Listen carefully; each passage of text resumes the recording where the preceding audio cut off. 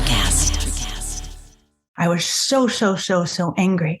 And I was also, as always, tapping into my base setting of dissolving and yielding to whatever teaching and healing is coming through. It's always coming through, even if I'm in a down or having a struggle. I'm like, where is my system being worked? Staying connected, attempting to meditate. I was not asleep. Felt like a daydream. And suddenly I felt a tingling on my breastbone and my heart opened. And this has never happened before or since in this way. And this love came out, very palpable. And my human self was actually trying to grab it back. I was like, he doesn't deserve that. It was so funny to see the struggle between my ego self and my higher self in that moment. And then, but this big ball of love went all the way to Sacramento, and it went right in this is the capital of California where all the politicians are, went right into his body. And I could feel it go in. He received it. And then I was symptom free from head to toe. Welcome, beautiful beings, to season 2 of the Cosmic Love Antenna podcast with your host, Harrison Ma. This podcast sets the loving intention of creating the mystical space needed to pull back the layers restricting health, alignment, and love. Now let's walk you home to your cosmic spiritual heart space. Before we continue this beautiful chat today, wonderful souls, I need to jump in here to share something really exciting. If you've been following these episodes or you've been following me on social media, you know that I am in the process of releasing my first book, Your Cosmic Love Antenna, Define, Embody, and Emit Your Unique Frequency of Love. And at the time of this episode release, pre-orders are now open. If you have been pulled to this show, if you're looking to understand the what, the how, and the why of love, if you're looking to apply some of the tools connected to your chakras, inner child, releasing religious trauma, ancestral healing, emotional release, and so much more, then this beautiful expression from my heart to yours is for you. If you are looking to channel more of your unique gifts and the divine frequency that you are, these pages will open all of this up. And if you're interested, all you need to do is go to cosmicloveantenna.com. That's cosmicloveantenna.com. And you can pre-order this book right now. If you pre-order, click on that link, put in your email, you're going to get access to some special gifts that I'm only offering to those who get in before I release it fully. These gifts are going to be some more channeled meditations, activations, and some other surprises from my heart to yours. So head over to cosmicloveantenna.com, pre-order this beautiful expression, and I can't wait to hear how it shifts your life. If you're listening to this after pre-order sales, that same link can be also used to go to the direct purchase link. Sending love, and I hope you enjoyed the rest of this episode today. Afternoon, evening, morning, beautiful beings. Welcome back to the show. Welcome back to the flow today. And now hold that thought, hold that word in your heart, and I'll come back to it in a second. Before I get the divine pleasure to introduce the beautiful woman, the beautiful soul I have here on the show today, I just want to take a moment to give you, the beautiful listener, some love and some gratitude. Thank you for giving us your ears today. I hope this discussion and this cosmic dance brings you some love. Remember, if it does hit that deep heart spiritual space, you can share this out far and wide with a lover, a friend, a family member that you appreciate and that you connect to very deeply. If you gain insights out of this chat today, how you can support the show is by heading over to Apple, Spotify, leaving your feedback and reviews. And remember to listen to the end of this discussion, because I can already tell just by having a pre-chat with my beautiful friend here today that we're going to get into some deep conversations. So stick around to the end. With that all in hand, I want to introduce the lovely, divine Michelle today. Michelle is a powerful cranial osteopath. She has a family medicine background. She's a clinical professor and teacher, but ultimately while all those things are beautiful and powerful, important, she is a loving and intuitive soul. And today we are going to talk about flow is medicine. What is the consciousness of the body and how it helps us expand that, the spiritual input versus the spiritual energy that is inside of us, the presence of the breath, water, masculine and feminine, and so much more. Michelle, welcome to the Cosmic Love Antenna. I have chills all over my body. I just love being here with you. Thank you for that beautiful introduction. Well, Michelle, I think it's really interesting. I don't know if you remember this, but we first connected on Clubhouse through the voice, right? So we connected through our voice, and then we stayed in touch through images and social media. And now this is the first time, I'm getting to see you in the physical form, but it doesn't feel like the first time. It doesn't feel, even with those past background. So I'm wondering, how does that feel for you, my friend? I feel like such a different person. That feels like eons ago. Right. Like we've traveled so far, and I've been on a healing journey. I've always been on a healing journey, but this last year especially has just been this really steep curve, and you've popped in all over the place. Like you're a fellow traveler. That's how you feel to me. And even in this moment, just I'm seeing your face for the first time. I'm receiving so much light into my body. I'm feeling like I'm receiving a healing in this conversation. I think I always feel like I'm receiving a healing when I tune into you, and now we just turned up the dial a little bit. So I'm feeling grateful. I receive all that love, Michelle. It highlights the, I'm sure you're aware of this and can relate to this. The work that we do and people listening, it moves beyond time and space. So it doesn't really matter if I'm physically with you or I'm fit, like it all works. But at the same time, when we do add in the physical, even if it's just the visualization of seeing someone, there is an extra layer. There is an extra, sensory input that expands that opening, right? That almost what I see in my third eye is it opens up a deeper channel for the light to come in. Does that resonate? Yes, I heard the word portal, actually. Yeah. It's a beautiful word for it. So, Michelle, I wanted to talk to you today about, I think this is really the work that you do is flow is medicine. And that is the title of this episode today. And I have questions, different parts that we're going to break down in regards to this, but I do want to throw to you first here to give us a breakdown of what this means to you, and then we can jump off from there. Thank you. I was just posting about it this morning. Flow is so literal. And as an osteopath, I work with, yes, the fluids of the body, but I consider the life force circulation the primary fluid of the body. And we recognize, and we study a lot of embryology, that healing is actually a recapitulation of growth from our origin, and that growth happens in spirals. And that when we're incoherent and able to basically log on to the divine, and this is a lot of what I do, is come on, let's log on, folks. Let's ground into the feminine earth and log on to the masculine higher realm and receive this holding and this connection and this download of power and intelligence that's available at all times. And so for me, flow is about activating that larger central channel in context with all of the forces of nature and the universe, and living as a wave, living as our native, fluid, dynamic, limitless, very potent and intelligent selves. And it is a wave every day. And in this moment, I'm tuning into how that wave is expressing through the midline of my body. Midline is a big word in osteopathy. It's a big word in Vedic teachings. Yeah. It's a big word in Taoist teaching. It's basically how it is, in a sense, the reference of our existence, where the subtle and physical bodies come into union and integration.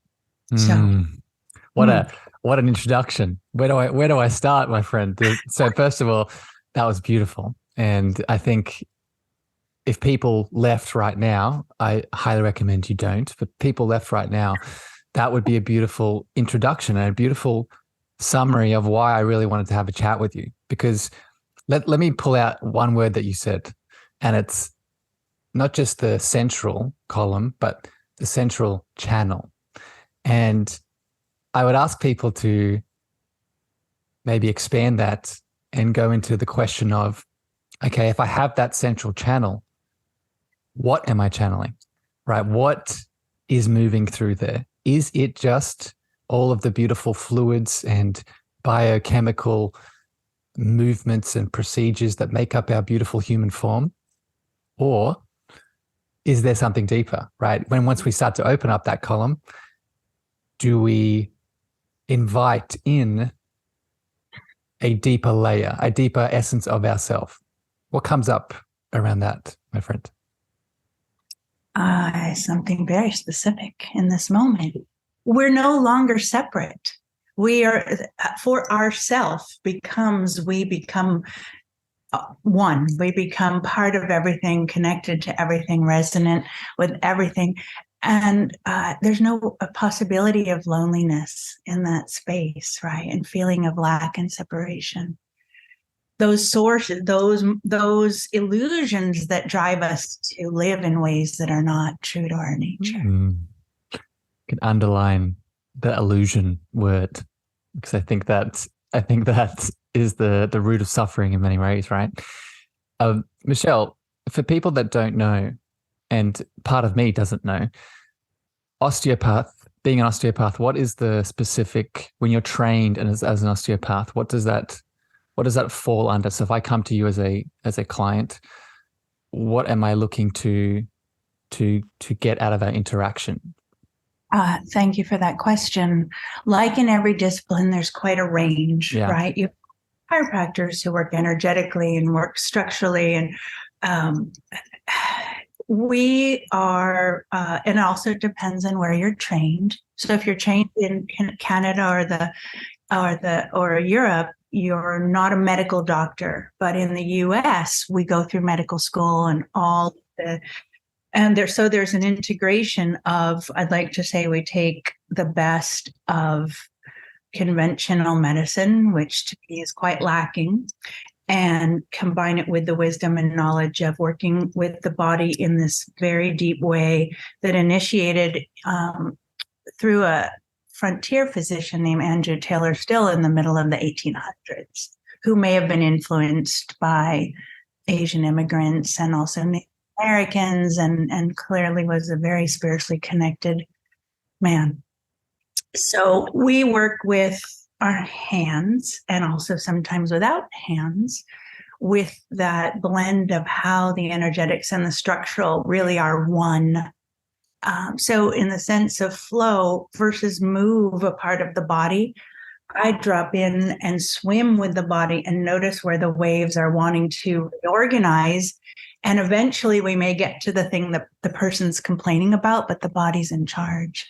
It's very surrendered. It's very yielded. The way I practice osteopathy, you might say, is a very feminine approach. And sometimes the feminine calls for very strong masculine. And I'll almost be in a trance and come in with a very forceful adjustment and actually move joints and sometimes even rip adhesions. It surprises me. I never know what she's going to do. I as soon as you said you drop into a trance, I saw that image of you perfectly, my friend. It would be such a divine gift to be in that presence of you, not just receiving, physiological support, but then having that channel that you are, and maybe you don't identify that as that, but I'm projecting that onto you, that channel that you are it all coming through, and then you using that energetic expression, right? Absolutely. A question that bubbles up around that, and you hit it a little bit, but I want to push it with a bit more love here. You said that the conventional medicine system is lacking in many ways, and I think for a lot of people listening to this show, this is not a new perspective. I've shared this in many different angles. But I'm wondering, let me be specific with the question. Do you think a big part of why that the Western medical system is lacking is because it doesn't bring in this deeper spiritual lens and this channeling view that you so readily incorporate? We're the first system in the history of humans that doesn't use energy for healing. Straight up. We really can't heal without access to the greater intelligence and guidance. And then of course the, obvious bit where medicine's been co-opted by profit. It simply has been. The education has deteriorated vastly since early in the 70s. I actually have a Merck manual, one of our Bibles, which had a lot of beautiful healing wisdom in it. And that's all been removed. So, it doesn't make anybody any money to be well in this system. And I also don't demonize it in the sense that what you resist persists. And I'm always working on that edge of transforming the darkness and the demon into the ally. And I believe you and I share that knowing, that deep knowing, that it is only by loving that we alchemize. I actually have a story I could tell. Oh my God, I'm so excited to tell this story. I'm almost going to cry. Okay. I was lying in my bed 5 years ago, feeling very, very ill and achy and glandy and headache and bitter. And I was perseverating on this resentment I had toward this senator who was trying to advance this very bad bill, wasn't protecting children. I was so angry. And I was also, as always, tapping into my base setting of dissolving and yielding to whatever teaching and healing is coming through. It's always coming through, even if I'm in a down or having a struggle. I'm like, where is my system being worked? Staying connected, attempting to meditate. I was not asleep. Felt like a daydream. And suddenly I felt a tingling on my breastbone and my heart opened. And this has never happened before or since in this way. And this love came out, very palpable. And my human self was actually trying to grab it back. I was like, he doesn't deserve that. It was so funny to see the struggle between my ego self and my higher self in that moment. And then, but this big ball of love went all the way to Sacramento, and it went right in this is the capital of California where all the politicians are, went right into his body. And I could feel it go in. He received it. And then I was symptom free from head to toe in a handful of seconds. So I'm so happy you told this story, my friend, because this actually, you've unintentionally confirmed a hypothesis that I have of, I'm going to see if I can break this down. So what you're describing is, meeting hatred with love, meeting anger with love, meeting judgment with love, meeting the external, all those external elements with love. But I think that even, for people that don't practice that, we can understand it to a degree, right? You can understand, okay, I've heard this before, I understand it. But another piece of this, which is what you just experienced, is when we make the choice to meet an external shadow with our love, we also heal the part of us that is in that external shadow, right? Because we are, from a spiritual lens, we know that there is no objective outside world. There is just the outside world that we project from our internal state of consciousness. So if I'm perceiving anger, judgment, hatred, whatever the thing is in the external world, there is most likely that same resonance inside of me somewhere, mostly unconscious. So in the act of love for that external piece, I also love the piece in me that's of that same resonance. That's right. You got it. Absolutely. And there, even when people say them, like those guys, the dude that I'm like, well, actually there isn't any us or them. My body says that to me when I hear those words. It's not like a mental construct where I think it's a good idea, right? That's another part of what osteopathy is. The body knows, tapping into I've had so many experiences where my mind and my body were saying opposite things. In fact, they're mostly saying opposite things because my mind, when not functioning purely as an extension of my body wisdom, which is what our minds are, right? They say we only use 10% of our intelligence. Well, I believe it's because we don't use our minds as extensions of our hearts and our bodies. And then, we're acculturated and we're very stupid. We're silly. And we love those parts of ourselves as well. I find it very adorable. And it's just so humorous and amusing and entertaining to have those moments where I'm really noticing that the dialogues are so different between what my heart is saying and what my mind is saying. And of course, the heart always wins. Yeah. This is the cosmic dance that I refer to all the time. And I get the pleasure to be in these dances with guests like you, but it's also an internal dance, right? Between that ego mind structure and our divine channel, right? It doesn't have to be a battle, right? The muscle builds as the devotion builds, the battle becomes less, right? Michelle, I'm already enjoying this chat so much. It's so beautiful to be here with you. I was telling you, I went through your website yesterday and was pulling out some pieces that really resonated with my heart within all the work that you do. And I think the next component here within this, flow as medicine topic today is the role of water, the role of water as specifically the water that's inside of us as the conduit and the channel of consciousness. So I'm wondering what bubbles up around this.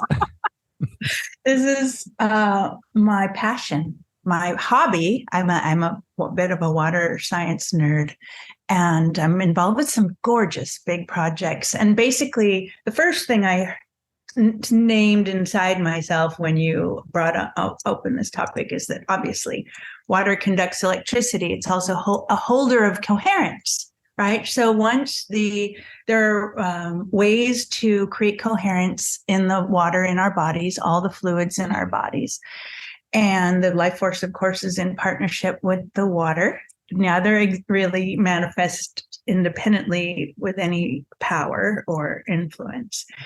And so I love all the ways, firstly, that really relating to water in this conscious way has the potential not only to vastly support health in the body, but also restoring of soils and responding to the, issues of water availability all over the world. It has so into that in that way, I've been working with scientists for years on ways that we can create coherence in the water that we consume in our homes and our gardens and showers.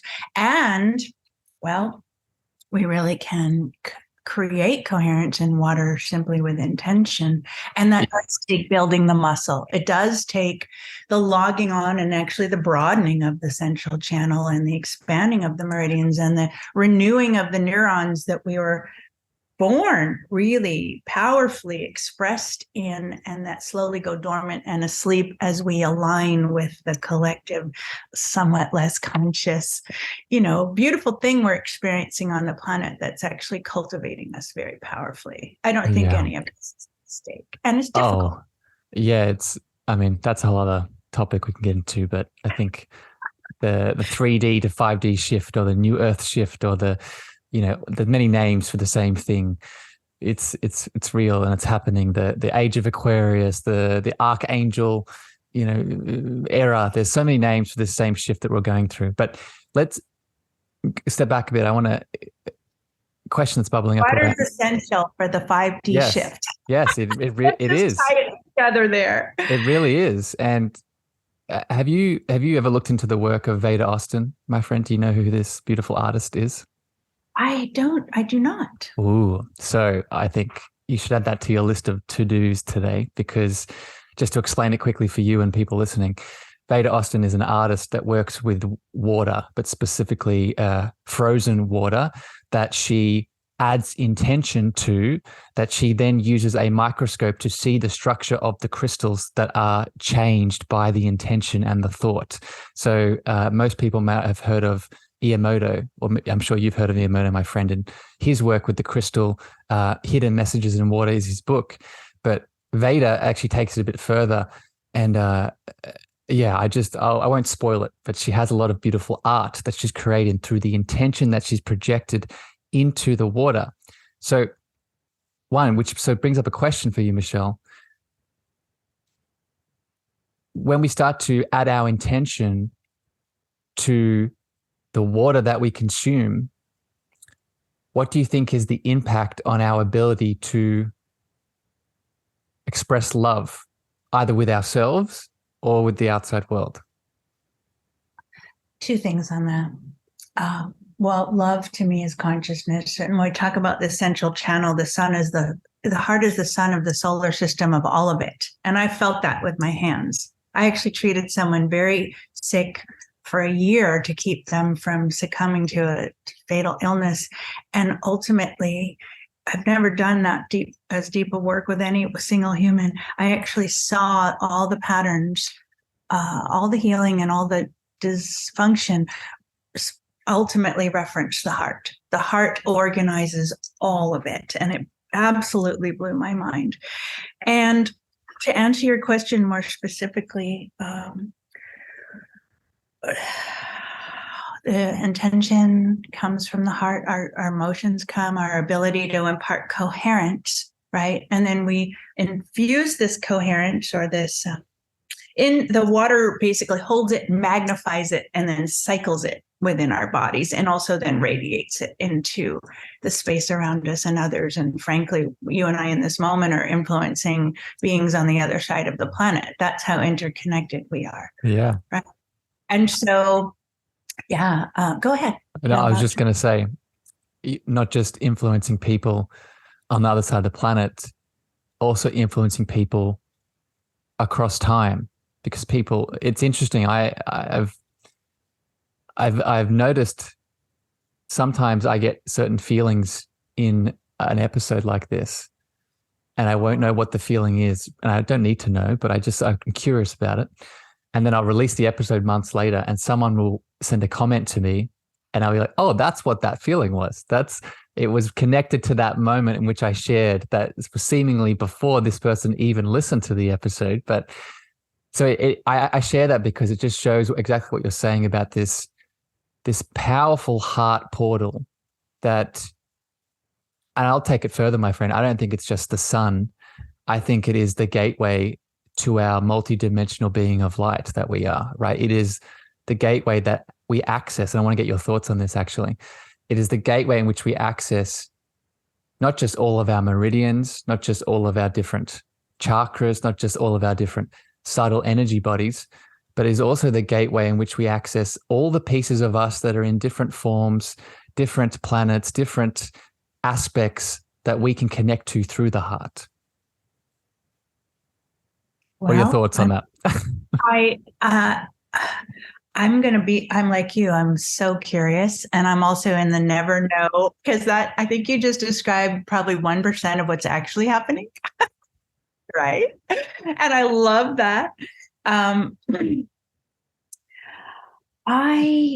just like humming from what you just shared. And I feel like maybe for the hearts are where we connect with love as the substance of all that is, right? Like literally creation. If there wasn't love, there would be nothing, I suppose. And it feels infinite significance and relevance and unlimited in its potential to feed and guide and grow us. And because of that knowing, I'm actually speaking from something my body is so clear on, even though I can't quite find the words to describe what I'm feeling. I don't have fear. Like in each moment, of course I do. My human self occasionally succumbs to a worry or a stress. And then deeper than that, I touch into knowing of something of what you just named that we're touching upon together in this moment. I get so excited, and there's a part of me that just knows all is well, all is as it should be. Mm.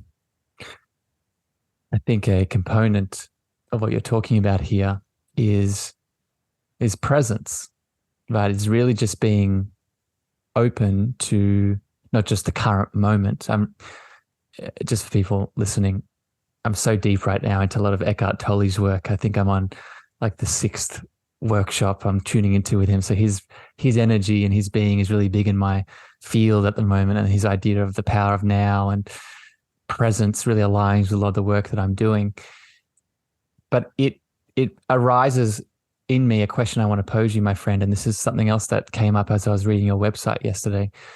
The relationship with being present, being in the body, being here and now, and the breath. So I'm wondering if you could speak to, my friend, what are your thoughts, feelings around the role of the breath in flow as medicine? Okay. All the big topics, all the big topics. No, it's good. It's good. I have a webinar coming up.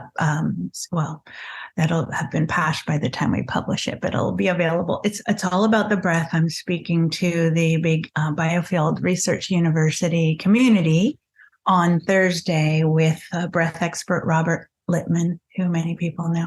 And so it's all fresh in my mind. It's beautiful that you brought this up.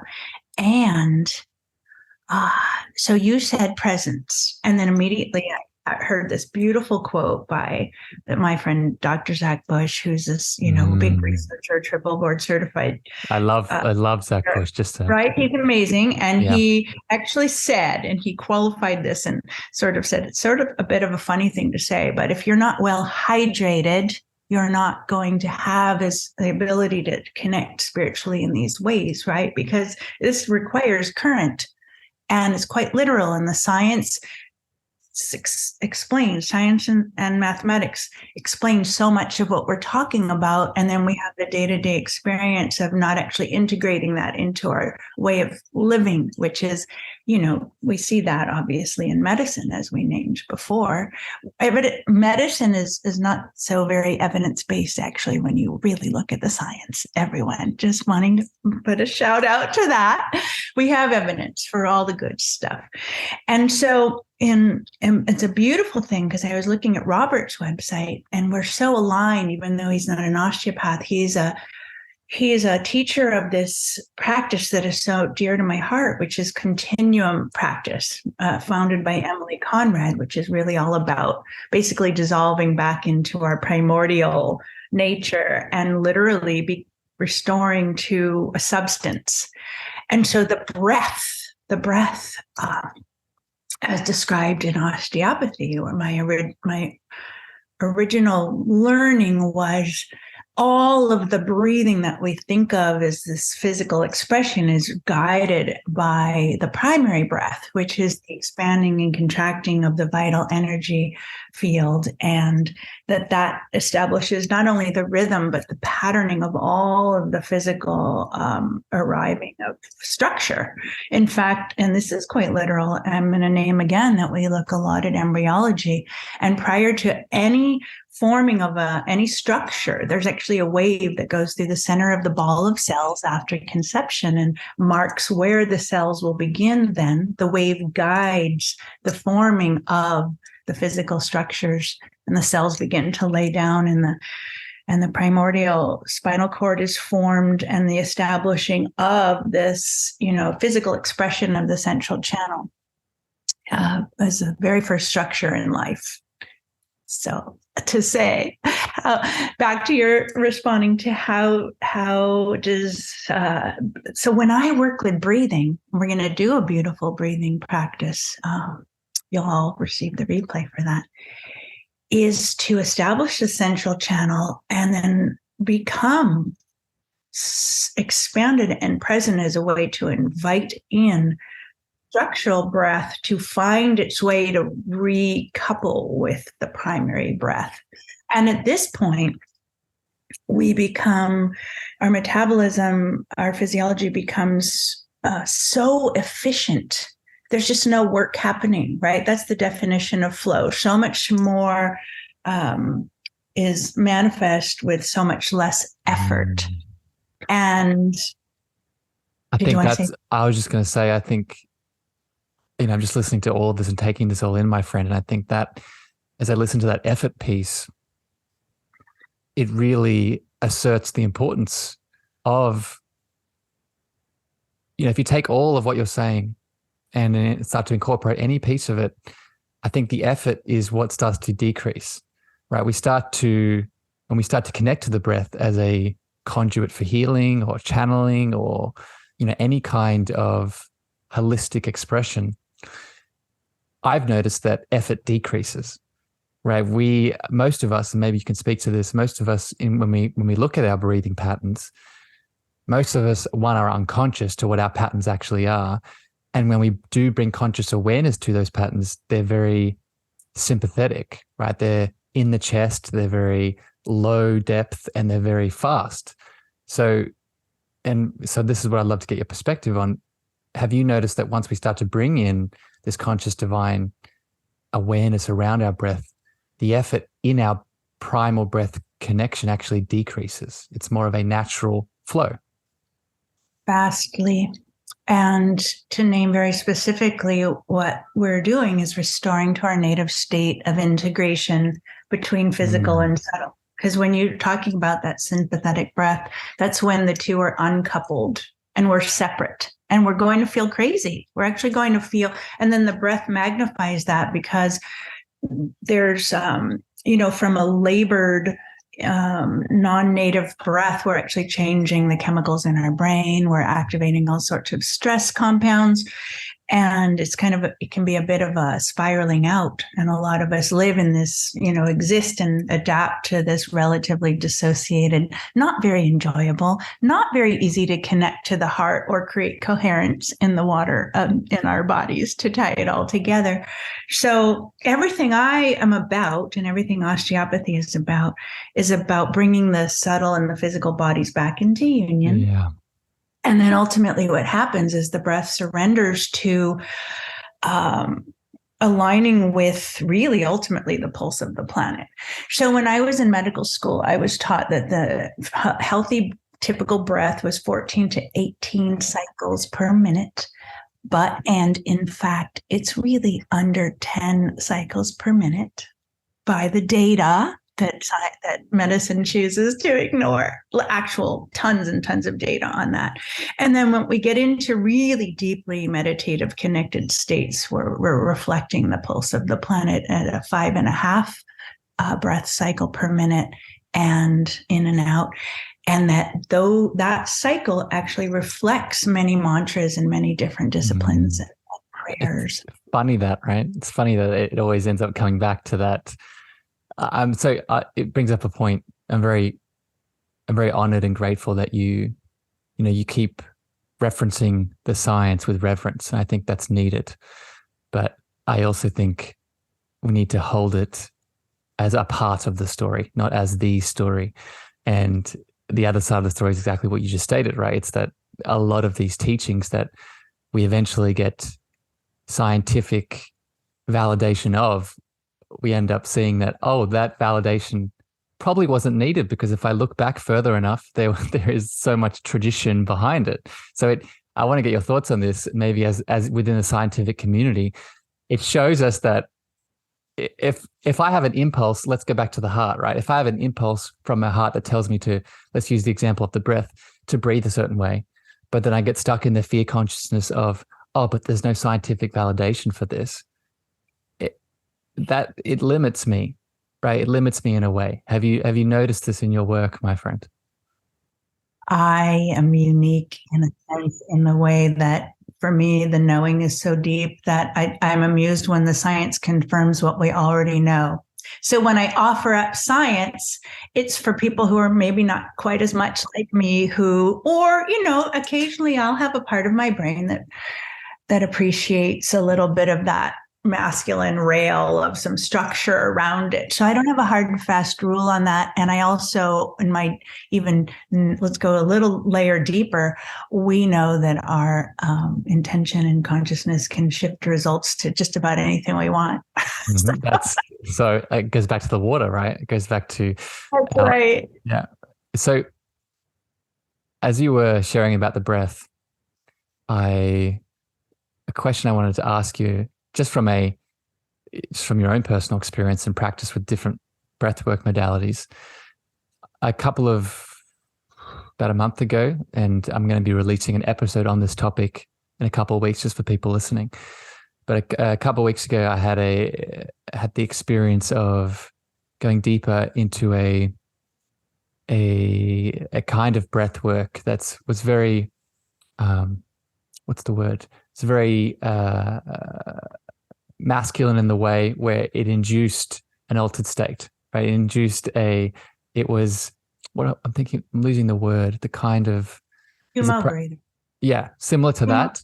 Or yeah. holotropic. Holotropic. That's the word I was trying to think of. Holotropic. And it was an hour of, the specific type. The breath work was called effigy, for people wondering. And what it induced was a very similar state that I would connect to, and this is a whole big topic right now, plant medicines and what plant medicines take you to. So I'm wondering, my friend, if you can comment on your experience with, if you have any, on using the breath within our practice as a way to connect to altered states, right? Altered states within us that can help us with this flow is medicine. Absolutely. Love it. I check with my body on everything, for one thing, right? Because I think of these cleansing breath styles as, like, imagine, I use the analogy of the resting breath, this breath in coherence and connection with the planet at 5.5 cycles per minute. That's like an idle on a car. And these cleansing breaths are that occasionally you've just got to run that thing. You've got to like flush it out and clear it out and heat it up. And we require different nutrients and different experiences. And so, what we have a lot of is that people kind of think something's a good idea, but they don't necessarily check in with their body. Is it time for a cleansing? Is it time for a deep restoring to my native idol? And the beauty of flow is that it's like you can track the wave right down into our inner compass, where the body can kind of give I'm going to have a little bit more of a surge of coherence in response to your inquiry, or I'm going to kind of maybe get a little shy and shrink back and go, not today, And this is how I choose teachers, and how I really just don't even think about it so much anymore. I just feel like a brightness and an affinity, like a magnetism toward a certain thing. And occasionally the magnetism is towards something that surprises me, and I'll go, well, I didn't expect that, but hey, I'm going to trust my knowing and go in the direction. Michelle, what you're describing, just for people that maybe are new to this, how I would add my terminology to what you just expressed, that difference between making a choice. What you described is the difference between making a choice from your soul, I call it the soul path, versus making a choice from the ego, right? Where most of us, myself included, we're so conditioned to only making choices from our conditioned ego mind. And we've talked about today in many different components how the mind is a beautiful, powerful piece of us, but most of us have an ego mind that is full of weeds. So we make short-term choices that lead to long-term pain. But what you just described is actually making a choice from the spirit and the soul, which often leads us to more flow and more alignment, right? Oh, it opens the gate to everything. I recently made quite a huge life shift, just less than a year ago, when I did this very radical thing of basically saying, my body saying, I'm not going to work the way that I was working. I'm not going to take money for the healing that I'm doing. I want to start teaching. I want to start devoting myself to activism in all of these ways with no safety net, financially speaking. But the message was so clear. It poured out of you. And the amount of transformation that's happened in this year since I surrendered to that calling and that voice, which I named at the outset of this podcast, has just been, I'm getting chills right now. It's actually an entire separate book I'm writing on what happened once I actually said yes to my soul's calling. Michelle, you have to keep me updated on that book, and I'd love to interview when that comes out and we can talk about that whole process. But it's so beautiful. And I want to reiterate this here. This is not a Michelle thing. This is not a Harrison thing. This is a beautiful ability that once we start to connect into the power and presence and potential that we are, one, it's not just remembering that we've always been worthy and divine and enough. We start to then export that divinity. We start to then export that potential, that love into the outside world, whether it's through a book, whether it's through healings, whether it's whatever it is. And I think we forget that power that we all have, right?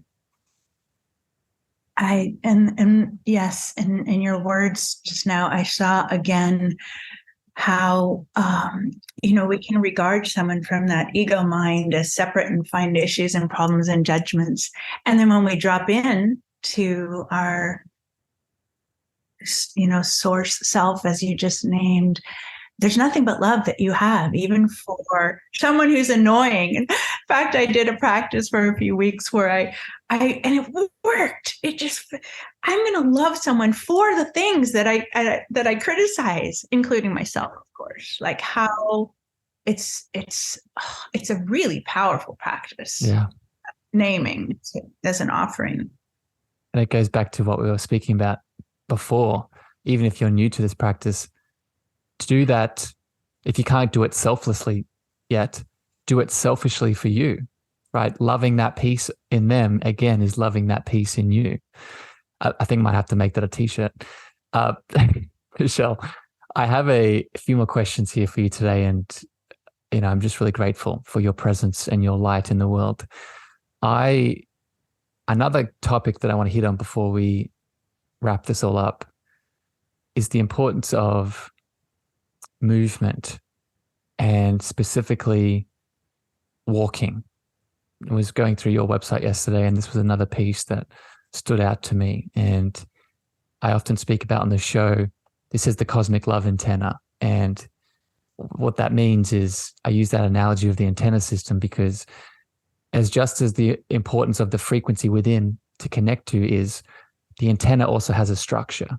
It also has a structure on the outside that we need to love and condition and support so our frequency can expand. So I'm wondering if you can speak to, my friend, what is the importance of movement, natural walking in this whole topic we've talked about today?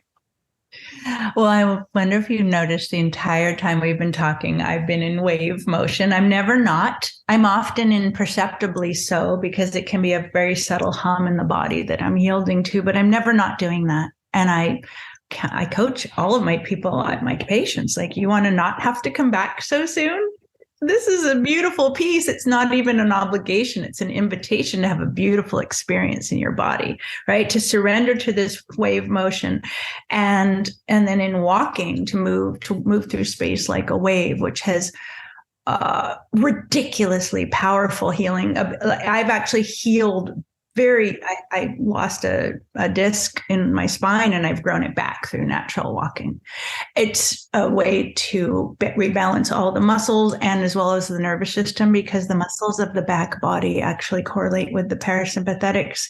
And mostly what we do is we actually shorten anteriorly, both by the way we sit and by the way we move through space very stiffly, because moving like a wave is quite sensual and decidedly un-American. So you might find this behavior more in people from Latin America or sometimes Europe, and we simply don't do it here. And it took me, tango dancing is a wonderful way to begin to relocate that consciousness in your body. And it's so really, when I watch people and I attempt to teach them in my office, I'm like, okay, this is how we're going to walk now.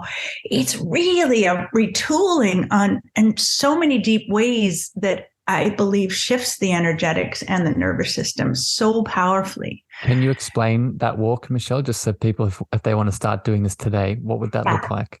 Let's do it. Well, firstly, it's like moving through space like an animal. I have people crouch down and really feel all the muscles working, and knowing that each joint is basically a spring, the arch of the foot, the ankle, the knee, the hip, and that it's one mechanism, one shock absorbing, expanding and contracting behavior. And to be with the ground as if it's your dance partner. It's like very intentional, very deliberate, very connected. And so it's not this kind of maybe I'll touch here, maybe it's not a sloppy connection. It's a very tensioned, like integral connection. Study an animal moving across, a cat moving across a plane, and then really, really feel. I'm even just invoking the memory of natural walking. I'm becoming so much more tall and expand, and my shoulders are going back, and I'm lengthening through my spine, and I'm feeling more energy. This is a way to be treating yourself osteopathically, which is just basically how nature heals itself, how we heal ourselves through movement and breath and consciousness, giving yourself a healing in every moment of the day. And since I started doing and in receiving more deeply through the teaching of these practices in the last 2 years, I don't have any body pain ever, like ever. And if I start to feel a little something, I'll do a little bit more of a deep, deliberate, growly, primal way that I won't do probably out in public, but I can do it in my house as I need to make my tea. And in short order, I just feel everything reorganizing and settling back into its right alignment. It's so powerful. I just want to scream from the rooftops. Yeah. I ask too, because it makes me want to get up and just start doing it. I'm definitely going to practice this today. And have you heard of the movement practitioner, Ido Portal? Maybe you've another powerful man. And I'm going to write it down. Yeah. IDOPOTOL or AL. I think you'll find him. And he has something called movement culture. And it's exactly like what you're describing. His symbol is a monkey, a spider monkey with its tail up, right? And it's that same movement, right? It's that same sort of divine expression that why wouldn't we be connected to it? Why would we be separate? Again, this idea of that we are separate to the animal world. This again, that illusion word comes in, and what it brings up in me, my friend, also is don't just do it because you mentioned you're pain free.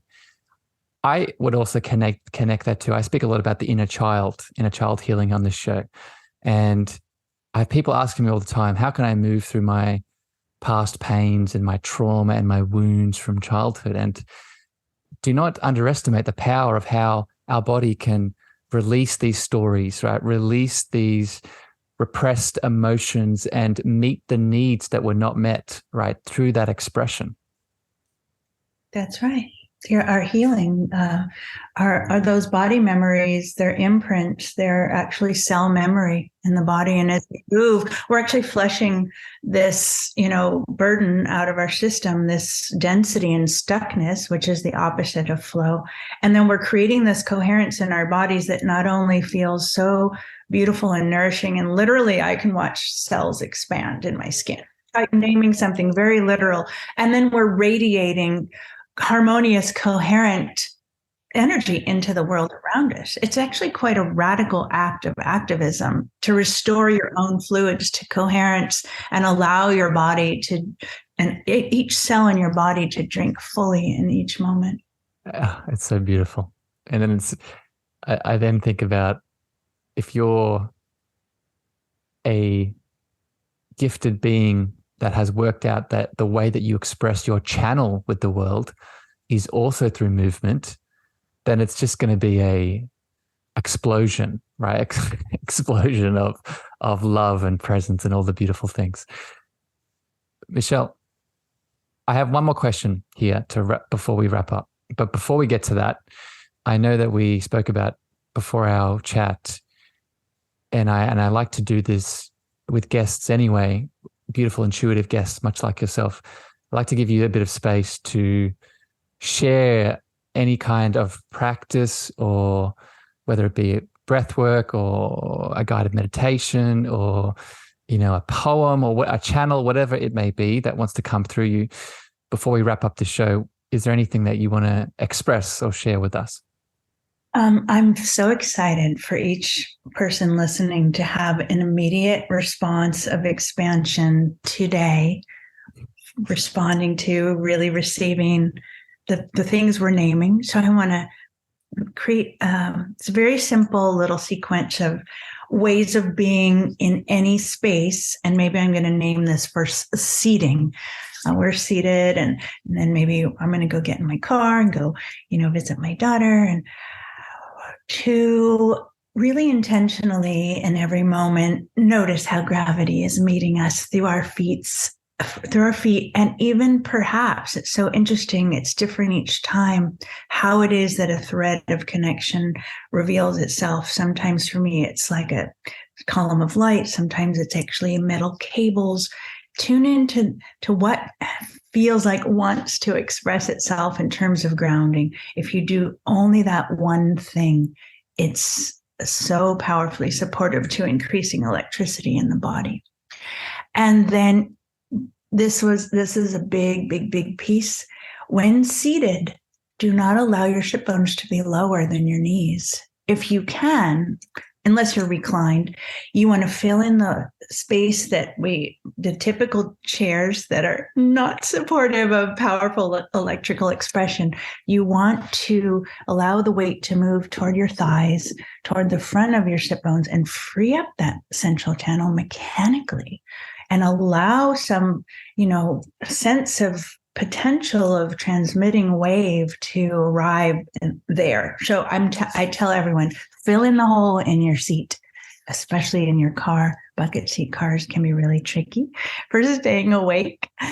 And then to be deliberate with the pelvic floor, tuning into the pelvic floor and noticing if a deliberate tone there can actually begin to hold heat that begins to build. And then allowing the fleshy spine, the front spine, to connect with the bones, because we're actually supporting the emergence of a serpent-like way of being through the center of the body. And then allowing the crown to reach for the sky, and allowing ourselves imagining that you're actually suspended between two powerful poles of holding that can do the work of being in a body and elevate you through wave motion. This is not about good posture. This isn't about working to sit right. This is about surrendering to this powerful, that I believe I'm naming the source of levitation. There's actually the charge, the current can come through and do the work of lifting the body and holding us and moving us in space in elegant, fluid, loving ways. And then one final little piece, to have people experiment with the most effortless, restful amount of contact between the tongue and the palate. Remember, we had a conversation on this some years back, and how this connection is actually an activation and a placeholder for the midline. And just to feel the difference, right? It's not about my words. It's about moving to feeling what these things are like, and really letting the body receive and savor and, play with them, and the amount of this one and that one. And what do you really love and want in this moment? What feels luscious? What feels beautiful? What feels loving? That's the game I play with myself in every moment of the day. So when people say, how do you do it right? I say, ask your body. Go in there and, play with it and find what's right for you. Oh, I love it. Michelle, that was a beautiful wisdom bomb of both divine guidance and very practical guidance a lot of people can take away from this chat. I'm so happy that you, just as before we wrap up here, so happy that you dropped back in that the microcosmic orbit and connecting the circuit of the tongue onto the top of the palate, because that's, going back to what we talked about at the start of this chat. That's how we met. We met on Clubhouse, just for people interested. We met on Clubhouse talking about the importance of the mouth in general, but just also the form of the mouth and the as you said, the tongue on the top of the mouth and alignment and breathing and all the things. So it's a beautiful full circle, Michelle. It's nice to see that coming home. I want to give you the space here before our final question to share anything that is exciting and going on in your world, my friend. If people have resonated with your deep and vast loving heart and they want to connect to you, they want to watch a webinar, they want to learn more about your upcoming book, where can people go? I feel all this heat and buzzing in my forehead. I'm not exactly sure why. Okay, guidance. What am I needing to share here? Well, I have an upcoming training, and I am imagining this webinar will probably air after this begins next week. And fear not, because I have an ongoing, very affordable entire school for all of this stuff that have now recorded. And it's very affordable to join it as a self-paced thing. And then every Saturday we spend an hour practicing the tools. It's actually an energy medicine session where we practice the behavior of healing and of tracking the energy and the shifts throughout our bodies and developing the skill to be able to do that in between our group sessions. And so my work in the world now is to offer this training, and it's really almost free, basically. And if you go to my website, there's an ebook I wrote, and it has a way to reach me. And I have a YouTube channel, and I love it when people follow me on social media, although I don't cultivate it too much. There's a lot of really deliberate, beautiful, everything is really, really very deliberate in that I do end up posting. So yeah, I just give you a bit of more love here, Michelle. And just for people listening, as always, I'll put all of Michelle's details, her website, the book, where she can be reached in the show notes. So if you just click on the description of the player, you'll see the links and you can click and go straight there. Just to comment on what you said, your deliberate, not just deliberate, but loving intention with the things that you post in the world. Yeah, it's obvious. So I see it. Even an example of this, I was on your website yesterday, and you have testimonials on your website, but you don't just have traditional testimonials. Each testimonial is like an individual piece of art that you can look at that not only has the person, but there's a certain frequency behind it. So you can read the words, but just because the way that the testimonial is done in the artistic form that it is in, you feel the words of what that person has said about the work that they've done with you. So I just want to give you love for that, because to me, it highlights, social media technology. It's like anything. It's a tool, and we can get lost in the negative polarity and thinking it's taking us away from our source, our love, all the beautiful things we've talked about today. But we don't spend time looking at how we can channel our love through it. And you do that quite beautifully, my friend. So I just wanted to give you love for that. Thank you so much. The marketing people I've asked to support me occasionally have a difficult time of it. And they're like, well, what can we plan? How can we write this for you? I'm like, no, every word, every image, every color, every hue is medicine I'm giving to the world. You can't do that for me. You can do your own. I totally support you in doing your own. I have the same problem. I have the exact same problem. I've tried, it's just funny. I've tried hiring people to offload that part of my work, but it's hard to do because exactly what you're saying. Michelle, my final question here today for you is connected to the name of this show. And the name of this show is The Cosmic Love Antenna. And for me, I grew up as a little boy in a religious school, a religious culture, and I was looking to learn what my higher power was in that system. And fortunately / unfortunately, I was very disillusioned with the idea that my higher power was a man on a cloud judging me. So I became atheist, but then was able to come back to my higher power and spiritual understanding through equating the word love with that same power, with that same potential, with that same divinity that is me. So I'm wondering, Michelle, how in your world do you define that love word? Oh, you're just going to do this to me here in the 11th hour. Oh, well, how do I define it? I don't know that I can do that with words. I'm radiating something to you right now. Can you feel it? Mm-hmm. Mm-hmm. I don't know that there's anything but that. And I suppose my experience of harmony, serenity, and peace are an extension of how much I take that as who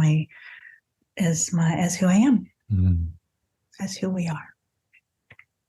I think you are the first guest I've had on the show, Michelle, that has answered that question by radiating something from your heart rather than using words.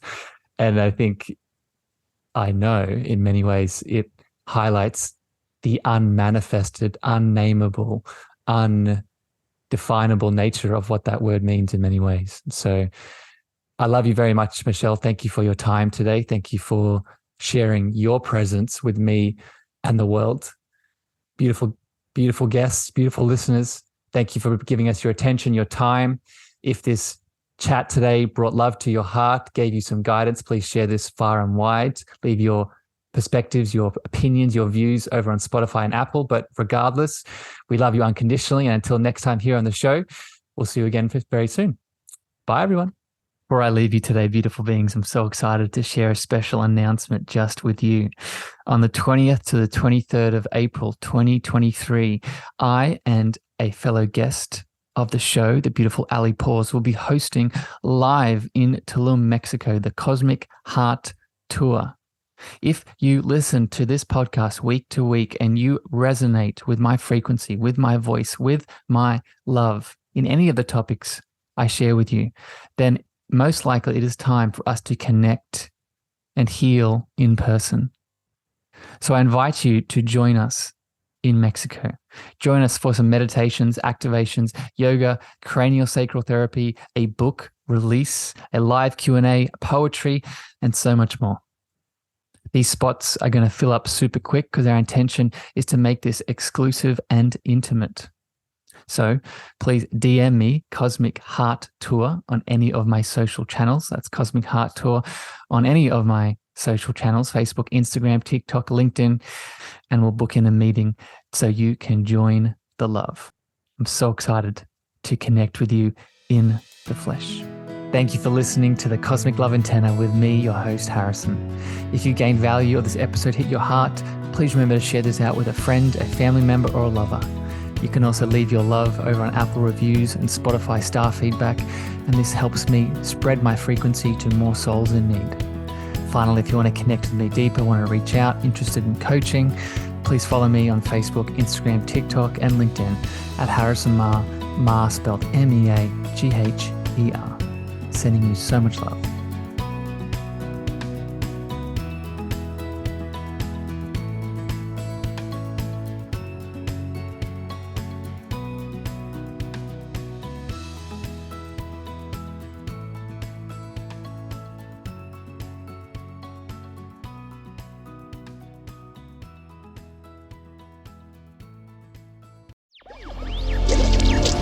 Electricast.